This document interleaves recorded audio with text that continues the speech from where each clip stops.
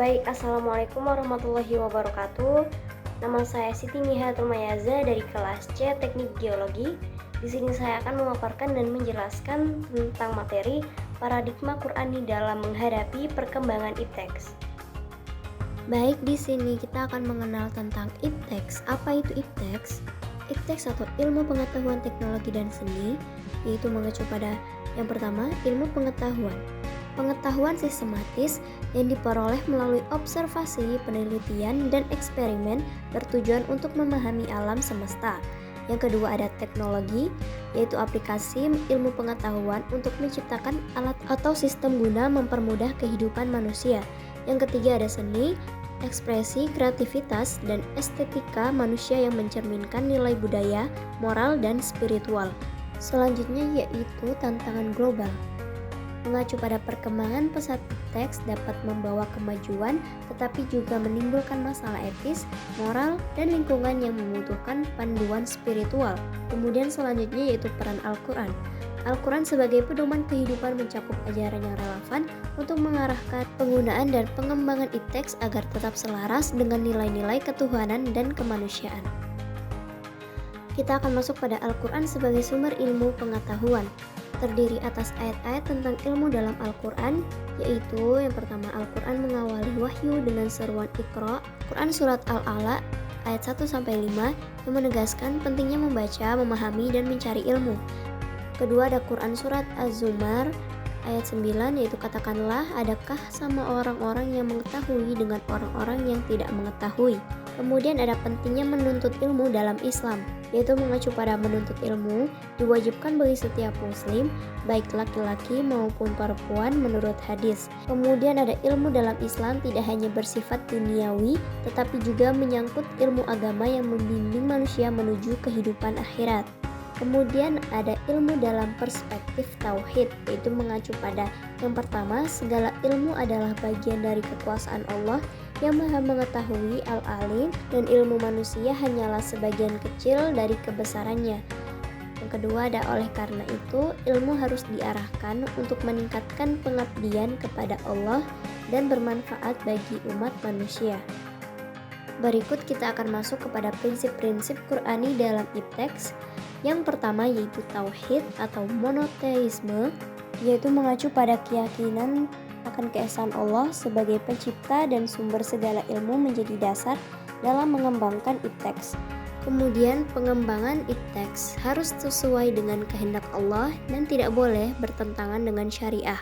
Kita masuk kedua yaitu khalifah, manusia sebagai pengelola bumi, yaitu mengacu kepada Quran Surat Al-Baqarah 30, manusia diberi amanah sebagai khalifah di bumi, yang berarti mereka harus menjaga dan memanfaatkan sumber daya alam dengan bijaksana dan bertanggung jawab. Kemudian ada penggunaan teknologi dan ilmu pengetahuan harus berlandaskan etika Islam dan mempertimbangkan keberlanjutan lingkungan. Kita masuk ketiga yaitu tentang maslahah atau kebaikan umat, yaitu setiap pengembangan dalam ipteks harus mempertimbangkan kemaslahatan umum, yaitu membawa manfaat besar bagi umat manusia tanpa merugikan pihak lain. Berikutnya prinsip ini menuntut agar teknologi tidak menimbulkan kerusakan moral, sosial, atau lingkungan. Kemudian yang keempat, al-ad atau keadilan. Al-Quran menekankan pentingnya keadilan dalam semua aspek kehidupan, termasuk dalam distribusi pengetahuan, teknologi, dan hasil seni. Setiap perkembangan ipteks harus merata dan adil bagi seluruh lapisan masyarakat tanpa diskriminasi.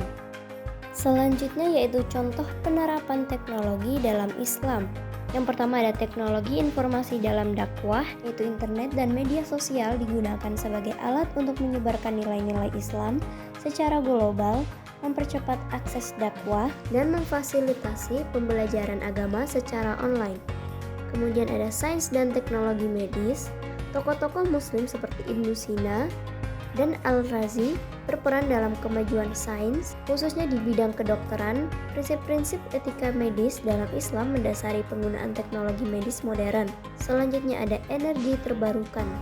Pengembangan energi ramah lingkungan seperti tenaga surya dan angin sejalan dengan prinsip Islam untuk menjaga alam.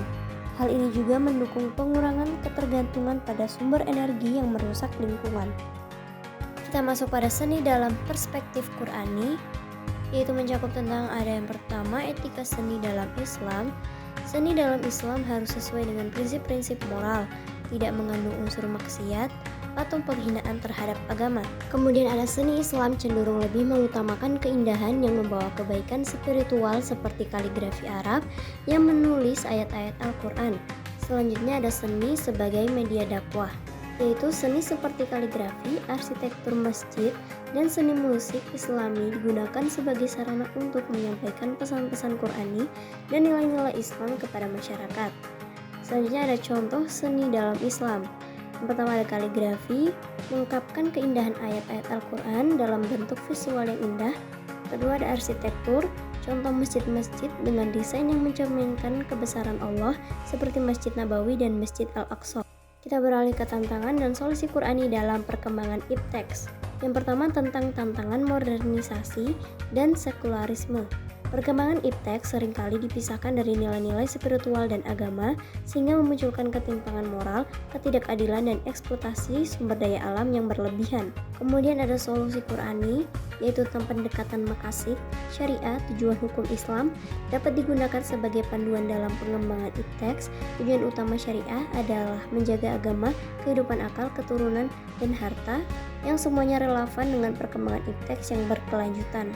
Selanjutnya ada integrasi antara nilai-nilai Qur'ani dan ipteks dapat menciptakan kemajuan yang seimbang antara aspek spiritual dan duniawi.